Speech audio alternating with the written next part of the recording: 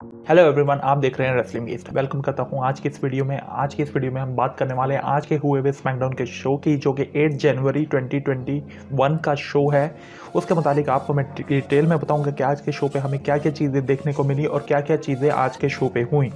तो चलें इस वीडियो को शुरू करते हैं। सबसे पहले हमें स्मैकडाउन का शो देखने को मिल जाता है, जहां रोमन रेंस किक ऑफ करते हैं इस शो को, और रोमन रेंस की एंट्री होती है जे उस और पॉल हेमन के साथ, और वो फिर आके रिंग में आके जब खड़े ही होते हैं तो बू की चैंट पूरे ऑडियंस जो कि लाइव स्क्रीन से चल रही होती है, उनकी बू की चैंट हमें सुनाई देती है, और सारे मतलब पसंद नहीं कर रहे होते रोमन रेंस को। इनडायरेक्टली देखा जाए तो रोमन रेंस का ये हील टर्न लोग पसंद ही कर रहे हैं, लेकिन वो एक बू की चैंट, क्योंकि वो जिस गिमिक में है उसको लिहाज से जैसी देनी चाहिए वैसी आवाम उनको दे रही है। रोमन रेंस आके ये डिस्कस करते हैं कि सारे लोग मुझ पे उंगलियां उठा रहे हैं कि पिछले हफ्ते के बाद से ये सब कुछ गलती जैसे मेरी है। तो वो ये बताते हैं, वो इनडायरेक्टली एक तरीके से टॉन्ट ही कर रहे होते हैं कि मैं पूरी, और बताते हैं कि मैं पूरे लॉकर रूम को पसंद करता हूँ, यानी कि जितने भी इंटायर लॉकर रूम पे रोस्टर के जो भी सुपरस्टार हैं उनको सबको पसंद करता हूँ, क्योंकि और वो बताते हैं कि उन्हीं की वजह से उनको खाने को मिल रहा है और उनकी फैमिलीज को खाने को मिल रहा है। तो यहीं रोमन रेंस बताते हुए कह रहे होते हैं कि जब लोग मुझ पर उंगली उठा रहे हैं तो उनको सही जगह उंगली उठानी चाहिए, और वो होने चाहिए, इशारा करते हैं एडम पियर्स की तरफ। और वो फिर उसके बाद एडम पियर्स को बुलाते हैं। रोमन रेंस का ये कहना है कि एडम पियर्स की वजह से ही पिछले हफ्ते केविन ओवंस को ये मैच मिला था, और इसी वजह से अब वो केविन ओवंस की ये हालत है, तो इसलिए वो अब उसको कसूरवार ठहरा रहे हैं और एडम पियर्स को बुला रहे होते हैं यहाँ। फिर एडम पियर्स आते हैं, फिर वो रिंग में आते हैं और वो आके साथ खड़े होते हैं, और वो एडम पियर्स ये कहते हैं कि ये क्या कर रहे हो, क्योंकि वो तो क्योंकि यहाँ पे WWE के एज अ मैनेजर के तौर पर एक्ट कर रहे हैं, और उन्होंने मैचेस ऑफिशियल कराने होते हैं और वो ही वो करते हैं जो उनको बेहतर लगता है। और आज के ही शो में हमें गॉन्टलेट मैच देखने को मिल जाएगा, जो कि हाई यूनिवर्सल चैंपियनशिप की अपॉर्चुनिटी के लिए, वो भी रॉयल रंबल 2021 में। जो गॉन्टलेट मैच जीतेगा, हमें पार्टिसिपेंट्स देखने को मिल जाते हैं कि Barrett Corbin, Rey Mysterio, Daniel Bryan, Shinsuke Nakamura और सैमी ज़ैन। तो इस चीज़ को भी रोमन रेंस इस सेगमेंट में हाईलाइट करते हैं कि तुमने पिछले हफ्ते भी गलत डिसीजन लिया और इस दफ़ा तुमने गॉन्टलेट मैच रखवा दिया। तो और वो ये कह रहे होते हैं कि तुम मुझे डिसरिस्पेक्ट करना चाहते हो या तुम मुझे बेवकूफ़ समझते हो। तो एडम पियर्स कहते हैं मैंने बिल्कुल भी ऐसा नहीं किया, ना वो ऐसा मानते हैं। फिर वो एडम पियर्स का हाथ डालते हुए नज़र हमें आ जाते हैं, जहाँ वो पॉल हेमन उन्हें रोक देते हैं। तो रोमन रेंस अभी उन्हें फिर ठंडे हो जाते हैं और कहते हैं कि तुम अभी के लिए सेफ हो, और ये बोल के वो घूरते हुए रोमन रिंग से निकल जाते हैं और फेक स्माइल दे रहे होते हैं जैसे कि कोई बात हुई नहीं। वहीं हमें इंटरकॉन्टिनेंटल चैंपियनशिप का मैच कार्ड देखने को मिल जाता है, जो कि पिछले हफ्ते ही स्मैकडाउन के शो पे WWE ने बता दिया था कि अपोलो क्रूज और बिग ई का इंटरकॉन्टिनेंटल चैंपियनशिप का मैच होगा। फिर हमें इंटरकॉन्टिनेंटल चैंपियनशिप का मैच ही देखने को मिल जाता है, जो कि अपोलो क्रूज और बिग ई के दरमियान होता है। उस मैच तो काफ़ी अच्छा हमें देखने को मिलता है, जहाँ अपोलो क्रूज भी बहुत अच्छी एफर्ट दिखा रहे होते हैं और काफ़ी मतलब जोश में होते हैं कि ये मैच वो जैसे ये चैंपियनशिप वो वाकई में जीतना चाहते थे। तो हमें ये मैच काफ़ी अच्छा देखने को मिला, बिग ई के साथ भी था। लेकिन यहाँ पे एक चीज़ हमें देखने को मिली कि रोलिंग पिन के दरमियान दोनों ही रेसलर्स डबल काउंट हो गए, क्योंकि दोनों के शोल्डर्स ग्राउंड टच कर रहे थे, जिसकी वजह से ये मैच ड्रॉ हो गया। रेसलिंग के रूल्स के मुताबिक ये मैच हो गया था ख़त्म और दोबारा मैच हो नहीं सकता था। लेकिन अपोलो क्रूज ने कहा कि ये वो उन्होंने डिमांड किया कि मुझे ये मैच जीतना है। बिगी, तुम भी नहीं चाहोगे कि ऐसा यूँ इस मैच की एंडिंग हो। तो बिगी वो कह रहे होते हैं कि ये तो ऑफिशियली मैच ओवर हो गया, मैं कुछ नहीं कर सकता। तो इतने में अपोलो क्रूज उन्हें स्लैप मॉक करते हैं, जिसकी वजह से बिगी ज़रा जोश में आ जाते हैं, और उसके बाद हमें दोबारा मैच ऑफिशियल होता नज़र आता है। फिर इसके मैच के आखिर में हमें विनर बिगी देखने को मिलते हैं, क्योंकि जब ये मैच शुरू होता है इसके बाद हमें बिगी बहुत ही ज़्यादा तेज़ और अच्छे दिखने को मिले थे। फिर उसके बाद हमें बैक स्टेज सेगमेंट देखने को मिल जाता है, जहां एडम पियर्स फ़ोन पे बात कर रहे होते हैं कि हमें सोनिया डेविल, जो कि पिछले हफ्ते उन्होंने कमबैक किया है, आज हमें देखने को मिल जाती हैं, जहाँ वो एडम पियर्स से आके बात करती हैं। तो एडम पियर्स यहीं बताते हैं कि मुझे हैरानी हो रही है, तो मैं वैसे कॉन्ग्रेचुलेट करता हूँ तुम्हारे वापसी आने पर, लेकिन मैं इस चीज़ पर हैरानी होती है कि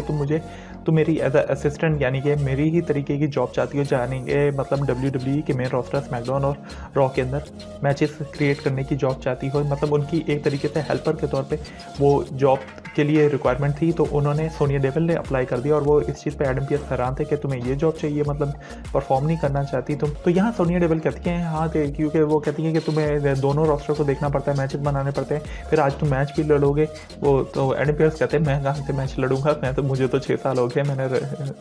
रेसलिंग नहीं की, और मैं रेफरी को ही हरा सकता हूँ, ना कि रोमन रिंग्स। तो इस तरीके की बात होती है, और यहाँ पे हमें पता चल जाता है कि सोनिया डेविल अब एडम पियर्स की हेल्प किया करेंगी उनके साथ ही मैचेस बनाने में और उन्हीं के पीछे बैक स्टेज WWE की चीज़ें हैंडल करने में। और उसके बाद हमें बैक स्टेज सेगमेंट देखने को मिल जाता है जहाँ बियांका ब्लेयर अपना इंटरव्यू दे रही होती है कि इंटरव्यू की अभी स्टार्टिंग ही होती है और वहाँ पे हमें एक चीज़ बता दी जाती है कि बियांका ब्लेयर वो 30 वुमेन रॉयल रंबल में एंटर हो रही हैं इस साल। तो उसके बाद हमें इतने बाद अभी इंटरव्यू शुरू ही होता है कि हमें बेली बीच में इंटरप्ट करती हुई नज़र आ जाती हैं जहाँ वो आके कहती हैं पूछती हैं कि बियांका ब्लेयर तुमने कितने मतलब लोग एलिमिनेट किए थे पिछले साल। तो उन्होंने बताया कि मैंने 8 लोग एलिमिनेट किए थे। तो फिर वो एक दूसरे के साथ यही बहस अपनी अपॉर्चुनिटी वगैरह बता रही होती हैं और वो बेली यही कहती हैं कि बियांका ब्लेयर तुम भी अगर रॉयल रंबल जीत भी जाओ तो तुम लेकिन ये अपॉर्चुनिटी ख़राब कर दोगे और चैंपियनशिप नहीं जीत पाओगी स्मैकडाउन की। तो इसके जवाब में बियांका ब्लेयर कहती हैं कि मेरा बड़ा कोशिश थी कि मैं तुम चैंपियन से लड़ूं, लेकिन मुझे नहीं लगता कि मुझे अब तुम्हारे साथ लड़ने का मौका मिलेगा क्योंकि तुम चैंपियन नहीं हो। सच में देखा जाए तो तुमने अपनी अपॉर्चुनिटी गंवाई थी टाइटल की, ना कि मैंने। तो यही मतलब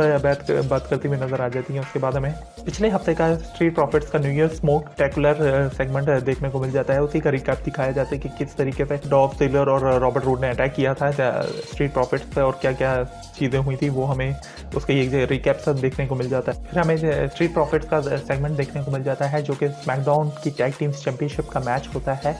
स्ट्रीट प्रॉफिट्स और versus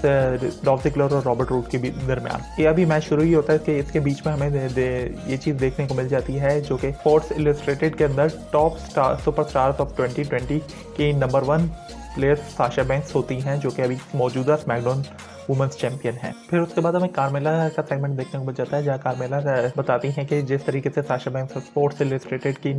top number 1 superstar of the year 2020 की बनी है, तो वो यही कहती हैं कि 2020 वैसे ही भी अजीब सा ही गुजरा है और काफ़ी सारे लोगों का तुक्का लग जाता है, जिसमें यानी कि वो इशारा दे रही थी कि साशा बैंक्स का भी तुक्का लग गया कि और वो स्मैकडाउन वुमेंस चैंपियनशिप जीत गई और वो ज़्यादा इंजॉय करते हुए नजर आती हैं क्योंकि पिछले हफ्ते उन्होंने टैग टीम मैच के अंदर अपने ही असिस्टेंट की मदद से साशा बैंक्स को पिन करने में कामयाब हुई थी और वो इस चीज़ की बात करती हैं कि उन्हें बहुत मज़ा आया साशा बैंक्स को पिन करके। और वो यही कहती हैं कि वो जितनी मर्जी मेहनत कर रहे हैं मैं बिल्कुल नेचुरल हूँ, मतलब उनसे बरतर हूँ, तो मैं मेहनत करनी पड़ती है, मुझ में इंटरनली खुद से टैलेंट है। तो वो यहाँ अपने आप को ज़्यादा अच्छा बताती हैं और बताती हैं कि वो अनटचेबल हैं और साशा बैंक्स उन पर अब हाथ नहीं डाल सकती और साशा बैंक्स अब उन तक नहीं पहुँच सकती। फिर उसके बाद हमें स्मैकडाउन टैग टीम चैंपियंस का मैच देखने को मिल जाता है। मैच तो काफ़ी अच्छा जाता है लेकिन इससे पहले ही हमें पिछले हफ्ते जो मोंटेस्फोर्ड को लेग इंजरी हो गई थी, मतलब काफ़ी ज़्यादा असर किया था और जाहिर सी बात है एक हफ्ते के अंदर उन्हें दोबारा से वो मैच लड़ना था, तो उस टाइम उनकी लेग बिल्कुल वैसे बिल्कुल सही तो नहीं होगी। तो वही चीज़ें हमें देखने को मिली कि मोंटेस्फोर्ड अपनी लेग की वजह से काफ़ी ज़्यादा बीच में फुल परफॉर्मेंस देने में कम पड़ रहे होते हैं, लेकिन काफ़ी ज़्यादा जोश भी दिखाते हुए नजर आ जाते हैं, लेकिन फिर भी वो अपनी रॉबर्ट रूड और डॉल्फ जिगलर की चालाकी की वजह से अपने वो ये चीज़ कामयाब नहीं कर पाते और हमें new SmackDown tag team champions देखने को मिल जाते हैं, यानी कि हमें डॉल्फ जिगलर और रॉबर्ट रूड स्ट्रीट प्रॉफिट्स के ऊपर विक्ट्री हासिल करते हुए नजर आ जाते हैं और बन जाते हैं new SmackDown tag team champions SmackDown के। फिर अभी वो एंजेलो डॉकिंस मोंटेस्फोर्ड को आके चेक ही कर रहे होते हैं क्योंकि उनकी लेग इंजरी हुई होती है कि इनमें पीछे से हमें new SmackDown champions Robert Roode और डॉल्फ जिगलर अटैक करते हुए नजर आ जाते हैं और वो मोंटेस्फोर्ड स्ट्रीट प्रॉफिट्स दोनों को बाहर फेंक देते हैं रिंग से और अपनी चैंपियनशिप विक्ट्री टर्नबकल्स के ऊपर खड़े होकर दिखाते हुए नजर आ जाते हैं। कितने में हमें बैक स्टेज सेगमेंट देखने को मिल जाता है जहाँ एडम पियर्स और सोनिया डेविल डिस्कशन कर रहे होते हैं कि कौन से मैचेस रखे जाएं, क्या किया जाए, कि इतने में हमें पॉल हेमन आते हुए दिख जाते हैं। सोनिया डेविल तो चली जाती है कि वो आपस में बात करें, तो यहाँ आके पॉल हेमन बात करते हैं कि एडम पियर्स मैं तुम्हें पसंद करता हूँ और देखा जाए तो रिंग के अंदर मैं ही तुमसे सबसे ज़्यादा नरम पेश आ रहा था। और वो यही कहते हैं और वो कहते हैं कि एडम पियर्स तुम भी पहले रेसलिंग करते थे और तुमने काफ़ी टाइम हो गया रेसलिंग करियर अपना छोड़ दिया क्योंकि तुम उसमें इतना कामयाब नहीं जा सके, लेकिन तुमने अब कभी भी अपने दिमाग में ये नहीं सोचा था कि तुम ऐसा करियर लेके जाओगे जहां तुम मैनेजर के तौर पे काम करोगे WWE के अंदर। हालांकि तुम एक रेसलर बनना चाहते थे और WWE चैंपियन बनना चाहते थे जो तुम नहीं बन पाए। तो यहाँ वो कहते हैं कि पॉल हेमन के तुम्हें आज मौका मिल रहा है कि तुम आज गॉन्टलेट मैच में इन्वॉल्व हो और यहाँ पे और तुम्हें WWE की यूनिवर्सल टाइटल चैंपियनशिप की अपॉर्चुनिटी मिल जाए इस साल रॉयल रंबल 2021 में। तो यहाँ तो पॉल हेमन बड़ा खुश होते हुए उन्हें ये कहते हैं कि तुम्हें अपने ख्वाब पूरा करने का का मौका मिल रहा है और तुम आज के गॉन्टलेट मैच में परफॉर्म करोगे तो मुझे ये बहुत अच्छा लगेगा तो मैं तुम्हें कॉन्ग्रेचुलेट करता हूँ। तो यहाँ एडी बियर्स का मुंह बन जाता है क्योंकि उन्होंने 6 साल से रेसल लिखी और इतना टाइम रेसल ना करके और वो डायरेक्टली WWE के टॉप सुपरस्टार से मैच लड़ने की अपॉर्चुनिटी हासिल तो मिल जाना अच्छी बात है, लेकिन उनसे लड़ेगा कौन? तो एडी बियर्स यहाँ बेचारे बहुत ही ज़्यादा अफसोस वाले देखने को मिल जाते हैं। तो ये बात बोल के पॉल हेमन तो चले जाते हैं। उसके बाद हमें बैक स्टेज सेगमेंट देखने को मिल जाता है और हमें पिछले हफ्ते का रिकैप देखने को मिल जाता है जो कि नटालिया और टेमिना का टैग टीम मैच था रूबी राइट और लिव मॉर्गन के साथ, और जहाँ वो बिली के अजीब कई चीज़ें परफॉर्म करती हुई नजर आ रही थी। और हमें बैक स्टेज सेगमेंट देखने को मिलता है। बैक स्टेज सेगमेंट में हमें वहीं राइट स्कॉट की दोनों मेंबर्स आपस में डिस्कशन कर रही होती है। कहते हैं बिली के आगे कहती हैं कि तुमने डिसाइड कर लिया कि मैं अब अपना ये जो डुओ गैंग है इसको दोबारा राइट स्क्वाड बना ले मुझे शामिल करके। तो वो इतने में अपनी CV रेज्यूमे वगैरह देती हैं और उनसे ज़बरदस्ती अंदर घुसने की कर रही होती है, जहाँ रूबी राइट और वो लिव मॉर्गन अभी इतने दिल नहीं कर रहा होता उनका ऐड करने का। तो वो यही बताती हैं कि उन्हें बिली के टमीना और नटालिया ने भी मुझे अपने साथ शामिल करने से इनकार कर दिया और वो वहाँ अपने रिज्यूमे में पकड़ा के चली जाती हैं। फिर उसके बाद हमें गॉन्टलेट मैच देखने को मिल जाता है, जिसके पहले हमें मैच की शुरुआत में ही रे मिस्टीरियो की एंट्री देखने को मिल जाती है और उसके बाद हमें सैमी ज़ैन आते हुए नजर आ जाते हैं। और सैमी ज़ैन आते हुए हमें यहाँ नजर आ जाते हैं। सैमी ज़ैन अपने साथ 2 कैमरामैन भी लेके आते हैं जो कि कंप्लीट उनके मुताबिक डॉक्यूमेंट्री बनाने वाले प्रोफेशनल बंदे होते हैं और यह कहते हैं कि मेरे कुछ महीने से मेरे साथ कुछ ज़्यादा ही इत्तेफाक होते हुए नज़र आ जाते हैं। अब आज हमें पहले तो मेरी टाइटल अपॉर्चुनिटी चली गई, उसके बाद हमें मुझे ऐसे मैच में डाला जा रहा है जहाँ पे जीतने की बहुत ही कम चांसेस होते हैं। तो इसके बाद हमें और वो यही बताते हैं कि WWE उनके साथ कॉन्स्पिरेसी यानी कि डिप्लोमेटिक और मतलब धोखाधड़ी कर रही है जिसकी वजह से उन्हें ये चीज़ें देखने को मिल रही हैं। फिर हमें ये मैच देखने को मिल जाता है रे मिस्टीरियो और सैमी ज़ैन का, जो कि गॉन्टलेट मैचेस में से कंप्लीट गॉन्टलेट मैच के सेगमेंट का पहला मैच होता है। तो हमें ये मैच काफ़ी ज़्यादा क्विक देखने को मिल जाता है, जहाँ फटाफट रे मिस्टीरियो उन पे अपने 619 मारते हैं और वहीं पे फ्रॉग स्प्लैश मार के हमें पिन करते हुए नजर आ जाते हैं सैमी ज़ैन को और जल्द से ही हमें रेंस की विक्ट्री देखने को मिल जाती है और हमें ये फर्स्ट मैच खत्म हो जाता है। और उसके बाद हमें शिंसुके नाकामोरा की एंट्री की देखने को मिल जाती है और हमें ये सेकंड मैच शिंसुके नाकामोरा और रे मिस्टीरियो के दरमियान देखने को मिल जाता है। शिंसुके नाकामोरा जो कि अभी मौजूदा स्मैकडाउन के हील सुपरस्टार हैं, लेकिन हमें मैच के दौरान वो कुछ भी ऐसे डर्टी टैक्टिक्स वगैरह या क्लेवर टैक्टिक्स हमें नहीं अपनाते हुए नजर आते, मतलब और बिल्कुल फेयर खेलते हैं और काफ़ी अच्छा हमें मैच देखने को मिल जाता है। शिंसुके नाकामोरा और रे मिस्टीरियो का और शिंसुके नाकामोरा काफ़ी अच्छा परफॉर्म कर रहे होते हैं इस मैच में और आखिर में हमें विक्ट्री हासिल करते हुए नजर आ जाते हैं शिंसुके नाकामोरा रे मिस्टीरियो के ऊपर, जहां वो अपने सबमिशन की वजह से टैग करवा देते हैं WWE लेजेंड रे मिस्टीरियो को। उसके बाद हमें बैरन कॉर्बिन की एंट्री देखने को मिल जाती है। बैरन कॉर्बिन आते साथ ही सबसे पहले रे मिस्टीरियो अपने बेटे के साथ आए होते हैं। सबसे पहले आते साथ ही रे मिस्टीरियो के बेटे को अटैक करते हैं और उन्हें उसके बाद अंदर आते साथ ही ना सिर्फ शिंसुके नाकामोरा को मारते हैं, साथ ही रे मिस्टीरियो को भी मारना शुरू कर देते हैं और रे मिस्टीरियो को टर्न बकल पे एक चोक स्लैम मारते हैं। फिर एक मिडल ऑफ द रिंग में भी एक चोक स्लैम मारा जाता है। तो एक जो टर्न बकल की तरफ चोक स्लैम मारा वो काफ़ी ज़्यादा ब्रूटल था, मतलब एक तो वैसे भी बकल बॉम्ब ऐसी चीज़ें वगैरह बैन कर दी गई हैं और चोक स्लैम वो भी WWE लेजेंड रे मिस्टीरियो को बैरन कॉर्बिन ने मार दिया। तो ये काफ़ी ज़्यादा गलत चीज़ थी, लेकिन हमें ये चीज़ अभी देखने को मिल जाती है। फिर हमें ये मैच थर्ड मैच देखने को मिल जाता है गॉन्टलेट का, जो कि बैरन कॉर्बिन और शिंसुके नाकामोरा के दरमियान देखने को मिल जाता है और ये काफ़ी ज़्यादा अच्छा मैच होता है। लेकिन हमें शिंसुके नाकामोरा यहाँ पे भी काफ़ी अच्छा परफॉर्म करते हुए नजर आ जाते हैं। बैरन कॉर्बिन भी काफ़ी अच्छा परफॉर्म कर रहे होते हैं यहाँ, लेकिन हमें बैरन कॉर्बिन टर्न बकल से जैसे ही फिर के नीचे से जैसा कि वो अपना एक तरीके से देखा जाए कि कंप्लीट कम्बो का एक हिस्सा है, तो हमें वो चीज़ देखने को मिलती है जहाँ वो क्लोजर मैन में आते हैं कि नीचे से वो रिंग में उतर के दोबारा स्लाइड के ऊपर जाने लगते हैं कि इतने में जैसे ही वो रिंग में एंटर होते हैं शिंसुके नाकामोरा अपना किंग साशा नी मार के बैरन कॉर्बिन को नॉकआउट कर देते हैं और वो पिन करके अपनी सेकंड विक्ट्री भी हासिल कर लेते हैं इस गॉन्टलेट मैच के अंदर, जो कि काफ़ी ज़्यादा अच्छा मैच था। हमें बैक टू बैक 2 विक्ट्री देखने को मिल गई शिंसुके नाकामोरा की। फिर हमें डैनियल ब्रायन की